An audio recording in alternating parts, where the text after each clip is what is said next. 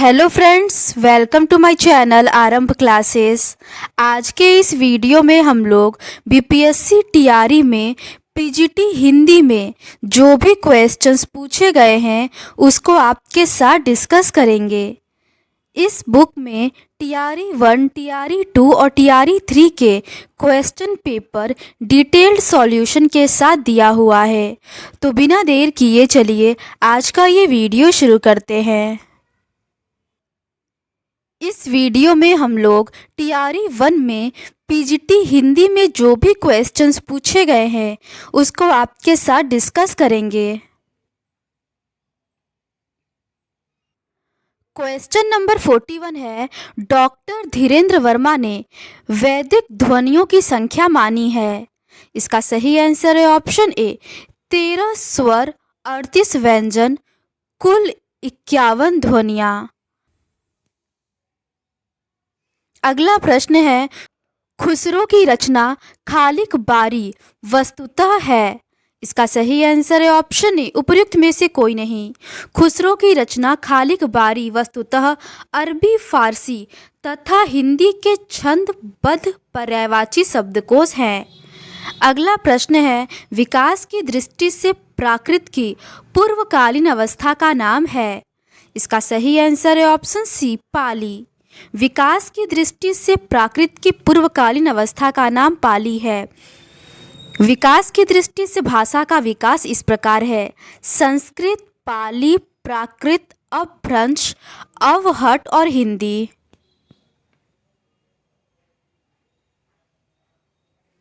अगला प्रश्न है, पश्चिमी हिंदी की दो बोलियों का सही युग्म है। इसका सही आंसर है ऑप्शन बी खड़ी बोली बुंदेली। पश्चिमी हिंदी की दो बोलियों का सही युग्म खड़ी बोली बुंदेली है। पश्चिमी तथा पूर्वी हिंदी के अंतर्गत आने वाली बोलियां हैं। पश्चिमी हिंदी के अंतर्गत खड़ी बोली, हरियाणवी, ब्रजभाषा, बुंदेली और कन्नौजी। पूर्वी हिंदी के अंतर्गत अवधी, बघेली और छत्तीसगढ़ी। अगला प्रश्न है, खड़ी बोली के लिए सुनीति कुमार चटर्जी ने क्या शब्द प्रयोग किया है। इसका सही आंसर है ऑप्शन ए जनपदी हिंदुस्तानी। खड़ी बोली के लिए सुनीति कुमार चटर्जी ने जनपदी हिंदुस्तानी शब्द का प्रयोग किया है, जबकि डॉक्टर ग्रियर्सन ने खड़ी बोली के लिए वर्नाक्यूलर हिंदुस्तानी शब्द का प्रयोग किया है। अगला प्रश्न है, देवनागरी लिपि में अ की 12 खड़ी स्वर ध्वनियों के स्थान पर प्रयुक्त करने का सुझाव किसने दिया था। इसका सही आंसर है ऑप्शन बी काका कालेलकर। देवनागरी लिपि में अ की 12 खड़ी स्वर ध्वनियों के स्थान पर प्रयुक्त करने का सुझाव काका कालेलकर ने दिया था। डॉक्टर सुनीति कुमार चटर्जी ने कतिपय परिवर्तनों के साथ देवनागरी लिपि को स्वीकार कर लेने का सुझाव दिया था। अगला प्रश्न है, निम्नलिखित में से कौन सा कथन अधिक उपयुक्त है। इसका सही आंसर है ऑप्शन सी देवनागरी का विकास ब्राह्मी लिपि की उत्तरी शाखा नागरी से हुआ। दिए गए विकल्पों में देवनागरी का विकास ब्राह्मी लिपि की उत्तरी शाखा नागरी से हुआ है। देवनागरी लिपि के विकास के संबंध में सबसे उपयुक्त कथन है, ब्राह्मी की उत्तरी शैली से 4वीं-5वीं सदी में गुप्त लिपि तथा गुप्त लिपि से 6वीं सदी में कुटिल लिपि विकसित हुई। इसी कुटिल लिपि से 9वीं सदी के लगभग नागरी के प्राचीन रूप का विकास हुआ, जिसे प्राचीन नागरी कहते हैं। अगला प्रश्न है, उत्तर प्रदेश सरकार द्वारा निर्मित लिपि सुधार समिति 1947 के अध्यक्ष थे। इसका सही आंसर है ऑप्शन ए आचार्य नरेंद्र देव। उत्तर प्रदेश सरकार द्वारा निर्मित लिपि सुधार समिति 1947 के अध्यक्ष आचार्य नरेंद्र देव थे। उत्तर प्रदेश सरकार द्वारा गठित लिपि सुधार परिषद की बैठक की अध्यक्षता तत्कालीन उपराष्ट्रपति डॉक्टर सर्वपल्ली राधाकृष्णन ने की थी। अगला प्रश्न है, निम्न कथनों पर विचार कीजिए और नीचे दिए गए कूट से सही विकल्प चुनिए। पहला है, ब्रज भाषा में गीतात्मकता स्वाभाविक रूप से आ जाती है। दूसरा है, ब्रज भाषा में परुष वर्णों का अभाव है। इसका सही आंसर है ऑप्शन ई, उपर्युक्त में से कोई नहीं। दिए गए विकल्पों में कोई भी सही नहीं है। अगला प्रश्न है, निम्नलिखित कथनों स्थापना ए और तर्क ब पर विचार कीजिए और नीचे दिए गए कूट से सही विकल्प का चयन करिए। स्थापना है 19वीं शताब्दी का नव जागरण भक्तिकालीन लोक जागरण से भिन्न इस बात में है कि वह उपनिवेशवादी दौर की उपज है। तर्क है उनकी ऐतिहासिक अंतर्वस्तु एक समान है।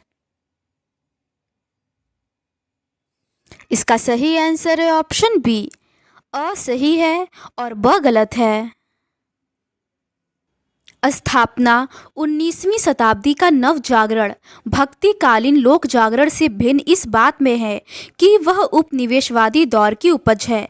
यह कथन सही है, जबकि तर्क उनकी ऐतिहासिक अंतर्वस्तु एक समान है। यह कथन गलत है, क्योंकि ऐतिहासिक अंतर्वस्तु एक समान नहीं है। अगला प्रश्न है, निम्नलिखित कवियों को उनकी जनपदी भाषा से सुमेलित कीजिए और नीचे दिए गए कूट से सही विकल्प का चयन कीजिए। इसका सही आंसर है ऑप्शन ई, उपर्युक्त में से कोई नहीं। इनमें से कोई भी ऑप्शन सही नहीं है। जगदीश गुप्त का ब्रज होगा, बंशीधर शुक्ल का अवधी होगा, ईसुरी का बुंदेली होगा और सूर्यमल मिश्रण का राजस्थानी होगा। अगला प्रश्न है, निम्नलिखित में से कौन सी रचना अग्रदास की नहीं है। इसका सही आंसर है ऑप्शन ई, उपर्युक्त में से कोई नहीं। ध्यान मंजरी, राम ध्यान मंजरी तथा कुंडलियां तीनों अग्रदास की रचनाएं हैं। अगला प्रश्न है, निम्नलिखित काव्य पंक्तियों को उनके रचनाकारों के साथ सुमेलित कीजिए तथा नीचे दिए गए कूट से सही विकल्प का चयन करें। सूची 1 में काव्य पंक्तियां और सूची 2 में रचनाकार दिया हुआ है। इसका सही आंसर ऑप्शन सी है। पंडित सअल सत बखड़ाई देहही बुध बसंतड़ जाड़ई।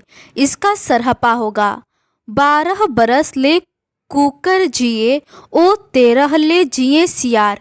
इसका जगनिक होगा बड़ कौशल तू राधे किनल कन्हाई लोचन आधे। इसका विद्यापति होगा और जाति ओछा पाती ओछा जन्मू हमारा। इसका रैदास होगा। अगला प्रश्न है, प्रकाशन वर्ष की दृष्टि से निम्नलिखित काव्य कृतियों का सही अनुक्रम है। इसका सही आंसर है ऑप्शन बी, कुक्कुर मुत्ता, उसके बाद विष्णु प्रिया, उसके बाद आंगन के पार द्वार, उसके बाद चांद का मुंह टेढ़ा है। कुक्कुर मुत्ता की रचना 1942 में, विष्णु प्रिया की 1957 में, आंगन के पार द्वार की रचना 1961 में और चांद का मुंह टेढ़ा की रचना 1964 में हुई थी। कुक्कुर मुत्ता सूर्यकांत त्रिपाठी निराला की, विष्णु प्रिया मैथिली सरल गुप्त की, आंगन के पार द्वार अज्ञेय की तथा चांद का मुंह टेढ़ा मुक्ति बोध की रचना है।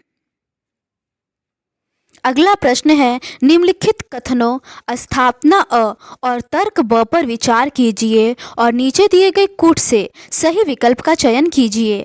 स्थापना अ है, भारतेंदु युग में मध्यकालीनता और आधुनिकता का द्वंद्व है। तर्क ब है, क्योंकि उस समय का भारतीय समाज संक्रमण के दौर से गुजर रहा था। इसका सही आंसर है ऑप्शन बी, अ और ब दोनों सही है। भारतेंदु युग में मध्यकालीनता और आधुनिकता का द्वंद्व है, क्योंकि उस समय का भारतीय समाज संक्रमण के दौर से गुजर रहा था। अगला प्रश्न है, द्विवेदी युगीन कविता की मुख्य प्रवृत्तियां क्या है। पहला है समाज सुधारक, दूसरा है गीति काव्य की प्रचुरता, तीसरा है स्वच्छंदता और चौथा है इतिवृत्तात्मकता। सही विकल्प चुनिए। इसका सही आंसर है ऑप्शन सी, पहला और चौथा, समाज सुधार और इतिवृत्तात्मकता। द्विवेदी युगीन कविता में मुख्य प्रवृत्तियां समाज सुधार, इतिवृत्तात्मकता, राष्ट्रीय भावना, मानवतावाद, नारी का उत्थान, प्रकृति चित्रण आदि है। अगला प्रश्न है, सिद्धों से संबंधित रामचंद्र शुक्ल के कौन से कथन सही हैं? सही विकल्प चुनिए। इसका सही आंसर है ऑप्शन ए, पहला और तीसरा। ब्रजयान में आकर महासुखवाद का प्रवर्तन हुआ और सिद्धों का साहित्य शुद्ध साहित्य के अंतर्गत नहीं आता है। अगला प्रश्न है, निम्नलिखित रचनाओं को उनके रचनाकारों के साथ सुमेलित कीजिए तथा नीचे दिए गए कूट से सही विकल्प का चयन करें। सूची 1 में रचनाएं और सूची 2 में रचनाकार दिया हुआ है। इनमें से कोई भी ऑप्शन सही नहीं है। प्राकृत प्रकाश का वर रुचि होगा, श्रावकाचार का देवसेन होगा, प्रबंध चिंतामणि का जैनाचार्य मेरुतुंग होगा, कुमार पाल प्रतिबोध का सोमप्रभ सूरी होगा। अगला प्रश्न है, विलक्षण बात यह है कि आधुनिक गद्य साहित्य की परंपरा का प्रवर्तन नाटक से हुआ। उपयुक्त कथन किस आलोचक का है? इसका सही आंसर है ऑप्शन बी, रामचंद्र शुक्ल का। विलक्षण बात यह है कि आधुनिक गद्य साहित्य की परंपरा का प्रवर्तन नाटक से हुआ है। ये कथन रामचंद्र शुक्ल का है। अगला प्रश्न है, प्रकाशन वर्ष के अनुसार निम्नलिखित उपन्यासों का सही अनुक्रम क्या है? इसका सही आंसर है ऑप्शन बी, सबसे पहले चौथा सुहाग के नुपुर का प्रकाशन वर्ष 1960 है। उसके बाद पहला मानस के हंस का प्रकाशन वर्ष 1972 है। उसके बाद खंजन नयन, इसका प्रकाशन वर्ष 1981 है और सबसे अंत में पीढ़ियाँ, इसका प्रकाशन वर्ष 1990 है। अगला प्रश्न है, नीचे 2 कथन दिए गए हैं। कथन पहला है, समर्पण सगुण भक्ति का मूल है। दूसरा कथन है, भक्ति आंदोलन एकमात्र अद्वैतवाद से प्रभावित है। उपर्युक्त कथनों के आलोक में निम्नलिखित में से सही विकल्प का चयन करें। इसका सही आंसर है ऑप्शन ई, उपर्युक्त में से कोई नहीं।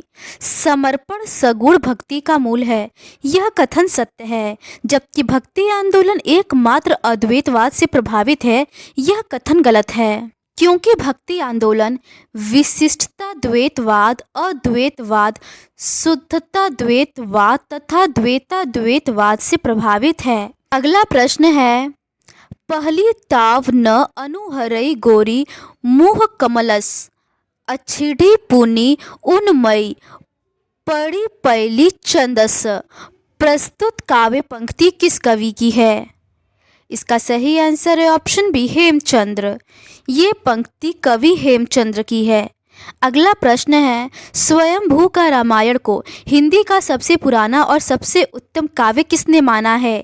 इसका सही आंसर है ऑप्शन ए, राहुल सांकृत्यायन ने।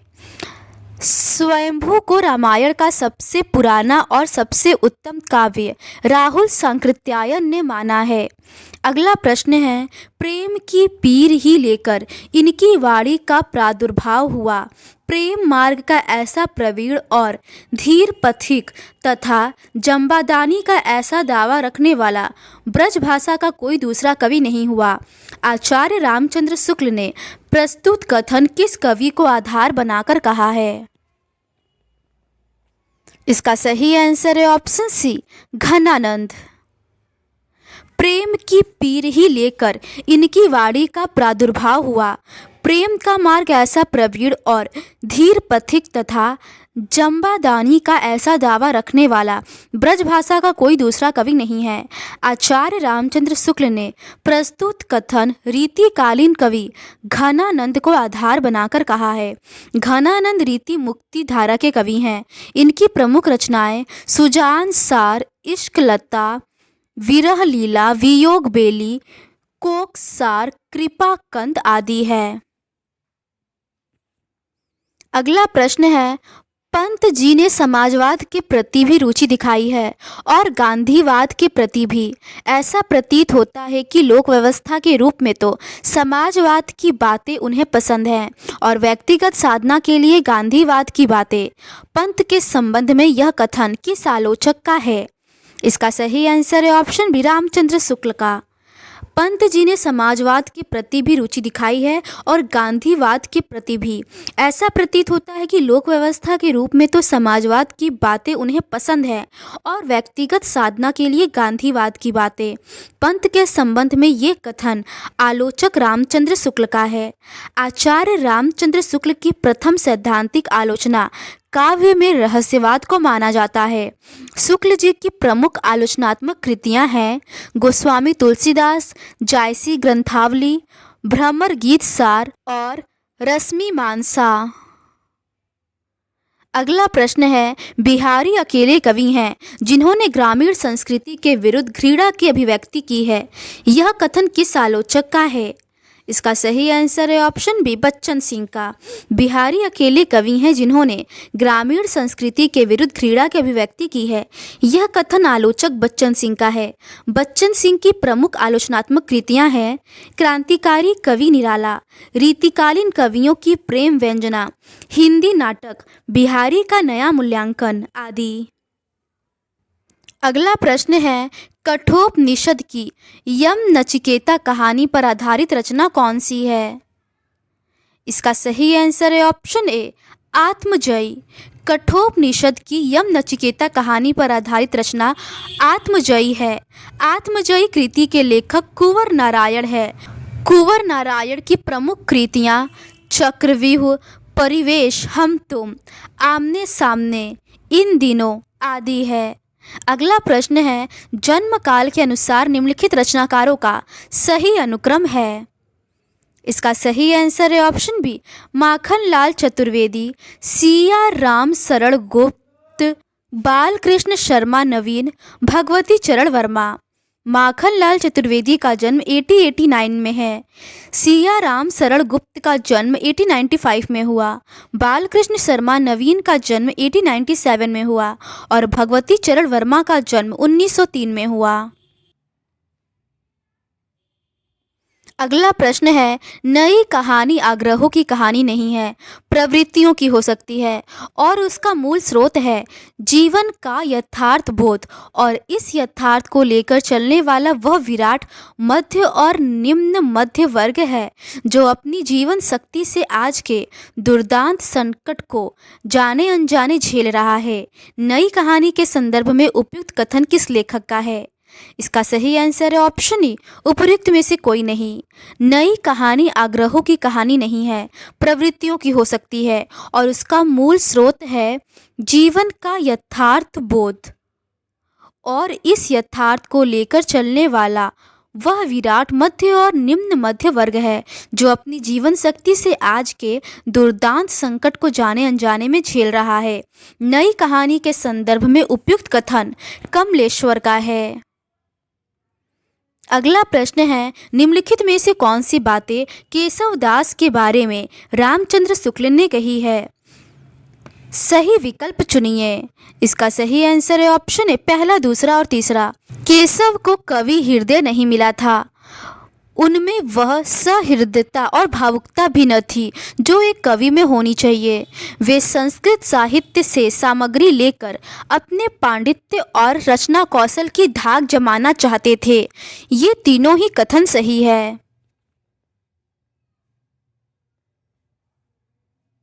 अगला प्रश्न है, हिंदी साहित्य के इतिहास का काल विभाजन और नामकरण करते हुए ब्रज का कृष्ण काव्य नामकरण किस साहित्यकार ने सुझाया है? इसका सही आंसर है option B, George Grierson. Hindi साहित्य के इतिहास का काल विभाजन और नामकरण करते हुए ब्रज का कृष्ण काव्य नामकरण जॉर्ज ग्रियर्सन ने सुझाया है। ग्रियर्सन द्वारा रचित the modern vernacular literature of Hindustan का प्रकाशन 1888 ईस्वी में एशियाटिक सोसाइटी ऑफ बंगाल की पत्रिका के विशेषांक के रूप में हुआ। ग्रियर्सन ने इस ग्रंथ में 952 कवियों को शामिल किया। डॉक्टर किशोरीलाल गुप्त ने इस ग्रंथ का अनुवाद हिंदी साहित्य का प्रथम इतिहास नाम से किया है। अगला प्रश्न है, आध्यात्मिक रंग के चश्मे आजकल बहुत सस्ते हो गए हैं। रामचंद्र शुक्ल ने यह टिप्पणी किस कवि के संदर्भ में की है? इसका सही आंसर है ऑप्शन ई, उपयुक्त में से कोई नहीं। आध्यात्मिक रंग के चश्मे आजकल बहुत सस्ते हो गए हैं। रामचंद्र शुक्ल ने यह टिप्पणी आदिकालीन कवि विद्यापति के संदर्भ में की है। अगला प्रश्न है, सजल नयन तन पुलक निज इष्ट देव पहचानी, परेउ दंड जिमी धर नीतल दशा न जाई बखानी। प्रस्तुत पंक्ति रामचरितमानस के किस कांड से उद्धृत है?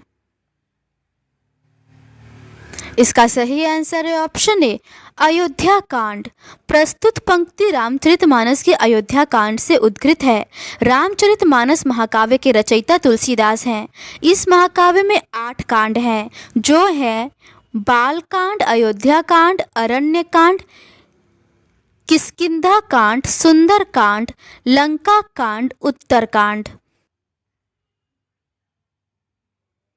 अगला प्रश्न है, जीवन मुह चाही को निको पंक्ति में भाव है। इसका सही आंसर है ऑप्शन ई, उपयुक्त में से कोई नहीं।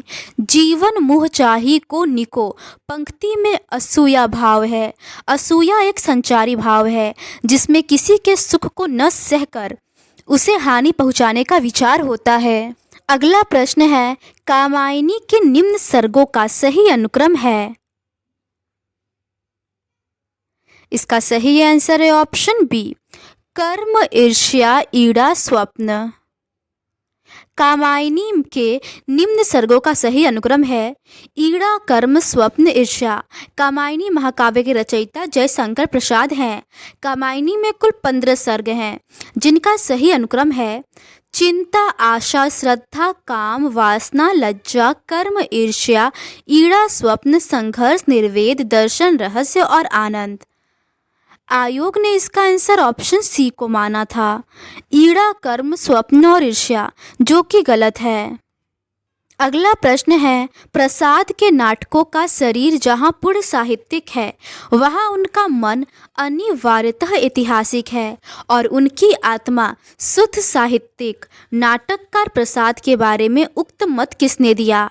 इसका सही आंसर है ऑप्शन ए, आचार्य नंद दुलारे वाजपेयी।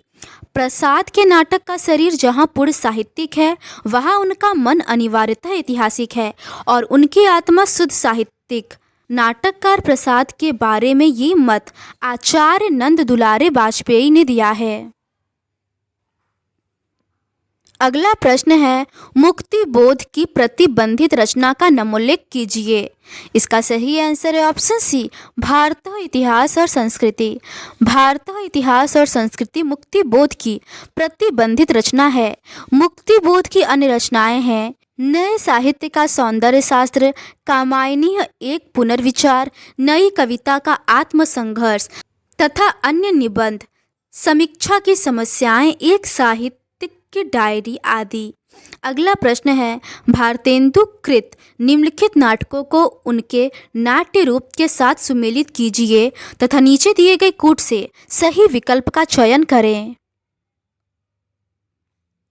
इसका सही आंसर है ऑप्शन ए, भारत दुर्दशा का नाट्य रासक होगा, श्री चंद्रावली का नाटिका होगा, विशस्य विस्मोधम का भाड़ होगा और अंधेर नगरी का प्रहसन होगा। अगला प्रश्न है, निम्नलिखित में रचनाकारों का उनके जन्म वर्ष के अनुसार सही अनुक्रम है। इसका सही आंसर है ऑप्शन ए, बाल कृष्ण भट्ट, भारतेंदु हरिश्चंद्र, बद्री नारायण प्रेम घन, राधा चरण गोस्वामी। बाल कृष्ण भट्ट का जन्म वर्ष 1844 है, भारतेंदु हरिश्चंद्र का जन्म वर्ष 1850 है, बद्री नारायण प्रेमघन का जन्म वर्ष 1855 है और राधा चरण स्वामी का जन्म वर्ष 1865 है।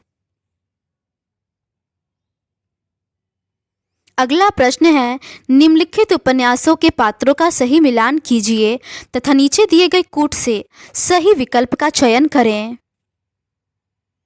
इसका सही आंसर है ऑप्शन बी, मैला आंचल का हरगौरी सिंह होगा, नदी के द्वीप का डॉक्टर भुवन होगा, गोदान का अमरपाल सिंह होगा और झूठा सच का डॉक्टर प्राणनाथ होगा। ये उपन्यास और उनके पात्रों का सही मिलान है। तो आज के इस वीडियो में बस इतना ही। बाकी के रिमेनिंग क्वेश्चंस का डिस्कशन हम लोग इस सीरीज़ के नेक्स्ट पार्ट में करेंगे।